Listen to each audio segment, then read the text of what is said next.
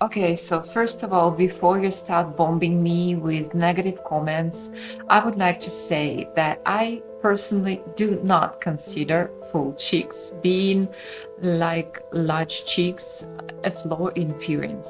I'm absolutely sure that not everyone should correct this feature. In many countries, round face is considered being a beauty standard. Such girls are called moon-faced, and the works of art are dedicated to them. So here are some examples that prove my idea. However, if you guys personally think that you need further correct your large cheeks and you want to make your face look thinner, right now I will give you some tips from my professional experience. My name is Mila Gordan, and for 10 years I've been working as a professional makeup artist and makeup teacher. I work with most difficult faces and with people who are not used to wearing makeup, such as businesswomen and politicians. As you understand, when working with such clients, it's especially important for me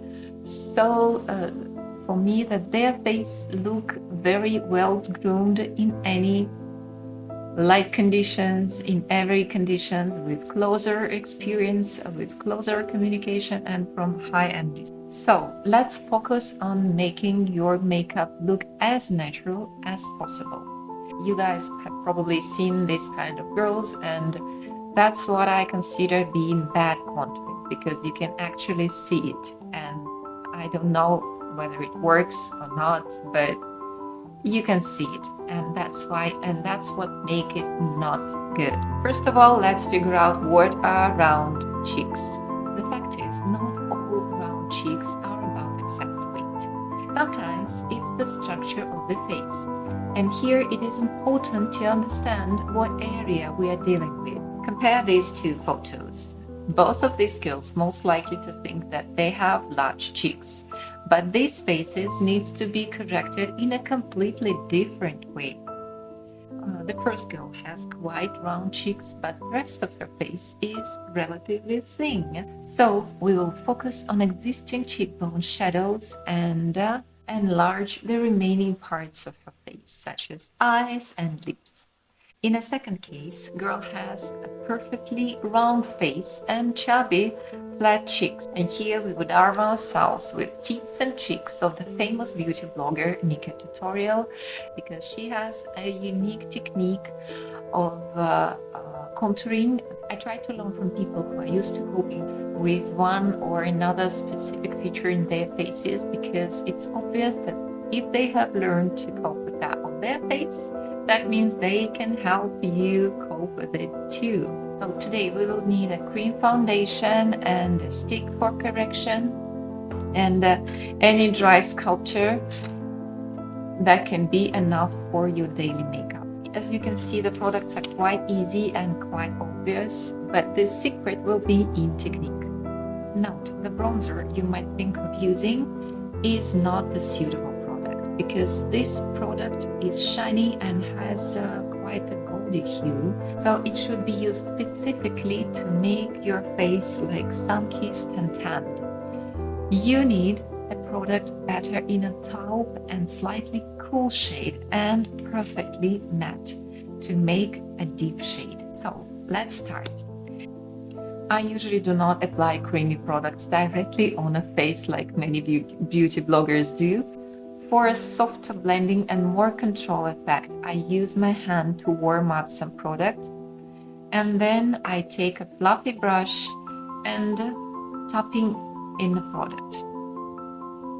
This way the product is distributed more evenly through the pile and is applied in a more soft effect.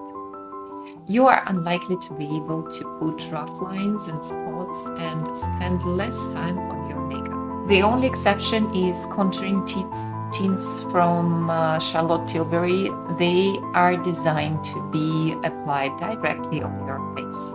In my work, I often use the term intensity point. This is the place where you need the deepest shadow, and from this point we always start our makeup. The intensity point on cheekbones and under cheekbones, we either use our finger to feel where exactly the cheekbone ends, and exactly where the finger stands is our intensity point. Other good life hack is to use your two brushes and put it like this, from ear to nose and under the eye, and here in this crisscross there will be the deepest point you need. So the intensity point will be the point of our first touch. We put our brush here and move towards the nose and towards the ear, and slightly upwards to cover the cheek to make it look smaller. Ideally, we should form a semicircle that hides the lower part of volume of the cheek and gives us a more sinking cheekbone. We do not blend shadows with brush back and forth to avoid staining. We always return to the point of intensity with the first touch. Now that we have a very bright contour, we can add little sculpture on chin and on upper forehead, to add some sculpting at that areas too. But remember, if you have very thin face on upper part and down part, you don't need to worsen that too much. We can also draw a light line under the semicircle to strengthen the effect.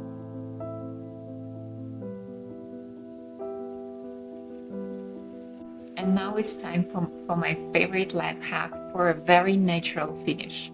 They say that all modern stars use it now.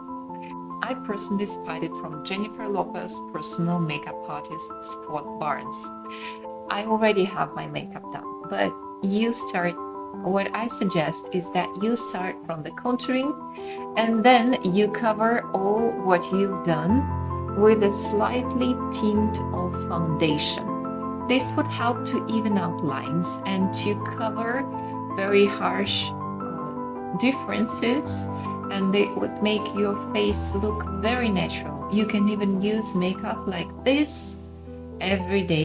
I personally do not intend to talk about highlighting because actually the highlighting step is the same as in correcting in a round face that I'm going to show you right now.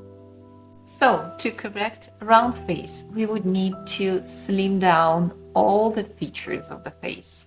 We would need to reduce the volume of all side parts.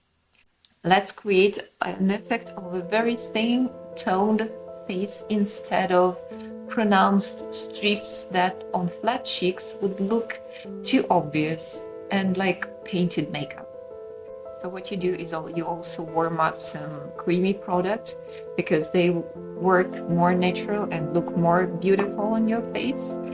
And we correct the forehead line starting from hair growth and down along the temples to the cheekbones, and extend the line from the ear towards the nose. Wide jaw we also correct along the face and below in a straight line. It's important to maintain a right angle of the jaw, and we draw it like this. We prolong the line to the neck and from it in a straight line, and we make a more intense chin line. So yes, guys, I know I'm not the perfect model for this kind of makeup, but you see the difference.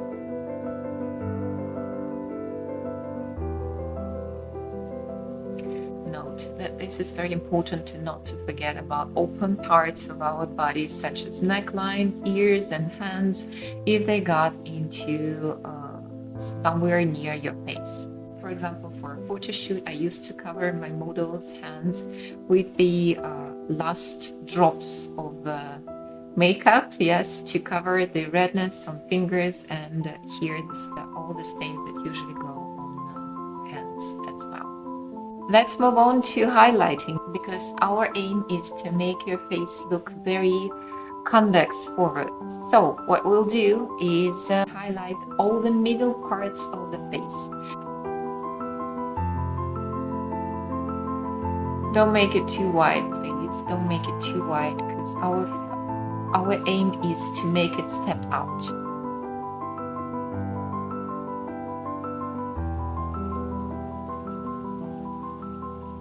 make sure your concealer is fair enough, because that's what would make the whole point. In this makeup case, we do not make these stripes along the chin, because this would make your chin look wider, and that's what we don't want to do. Unless you have a very small chin and you need to widen it. After this, we apply foundation in the same way to smooth out and to even out the difference in textures. So guys, for our daily makeup, we can use all this only with dry concealers and dry correctors, and usually it's easier to shade and it looks more natural. But remember, the technique is like that. Don't forget to enlarging the other parts of your face, such as eyes and lips, so the comparison rule in this case would work in your favor. Large facial features would make your cheeks look smaller.